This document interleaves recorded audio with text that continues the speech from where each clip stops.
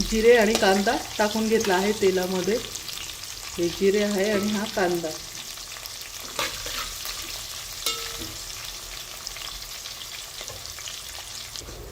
हिरव्या मिरच्या टाकून घेतल्या आहे 5-6। इथे वाटाणे टाकून घेत आहे,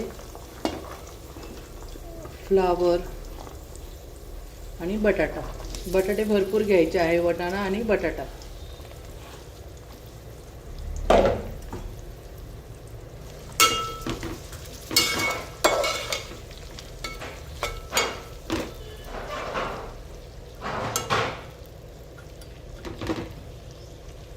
छानपैकी 5-10 मिनिटं परतू द्यायचं आहे।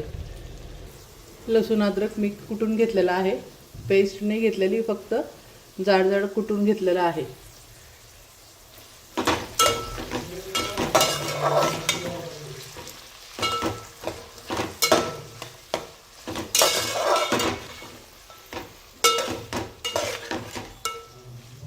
मस्त चांगल्यापैकी आता परतवला गेलेला आहे।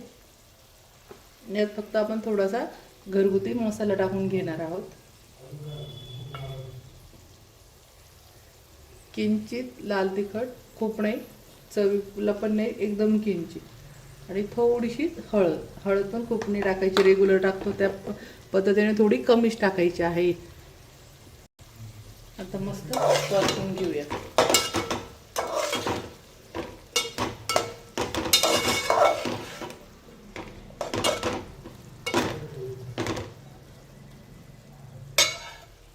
आता यात आपण अगोदर पाणी टाकून घेणार आहोत आणि पाण्याला जेव्हा फोडणीच्या पाण्याला उकळी येईल तर तेव्हा तांदूळ आपण यात टाकणार आहोत। यात पाणी टाकून घेऊया। आपल्याला जेवढं भात करायचं आहे तेवढं पाणी टाकून घ्यायचं आहे, पण खूप पण नाही टाकायचं आहे, पाण्याचं माप घेऊनच टाकायचं आहे। 1 वाटी पाणी असेल तर आपण मोकळं शिजवत असल्यामुळे 2.5-3 वाट्या पाणी टाकायचं आहे। कुकरला आपण 1 वाटीला 2 वाट्या पाणी टाकतो, पण याला 3 वाट्या पाणी टाकून घ्यायचं आहे 1 वाटी तांदळाला। आणि आता मोठ्या गॅसवर एक उकळी येऊ द्यायची आहे। पाण्याला मस्त उकळी आलेली आहे। आता आपण यात तांदूळ धुतलेले टाकून घ्यायचे आहे।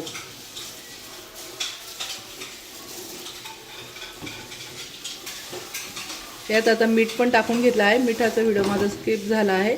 या पद्धतीने कालून आणि यात बारीक गॅस करून याच्यावर झाकण ठेवायचं आहे। पाणी खूप पण जास्त टाकायचं नाही आहे, आपल्याला हा मोकळा पुलाव बनवायचा आहे। आता आपण यावर झाकण ठेवून देऊ। अशा पद्धतीने आता हे झाकण ठेवून आणि गॅस बारीक करून घ्यायचा आहे। आणि बारीक गॅसवर आपल्याला 5 ते 7 मिनिट शिजू द्यायचा आहे, लगेच शिजतो हा भात। आपला पुलाव झालाय की नाही आपण बघू, चेक करूया। वाह, मस्त एकच नंबर, बघू शकता खूप छान शिजला आहे। आता आपण याच्यावर कोथिंबीर टाकून घ्यायची आहे। आता आपण मिक्स करून घेऊ। बघू शकता एक दाणा किती मोकळा झालेला आहे। हा झाला आपला मटर पुलाव, झटपट होणारा।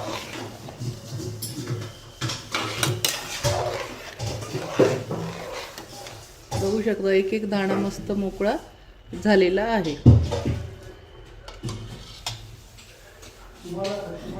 पुलाव फ्रेंड कसा वाटला?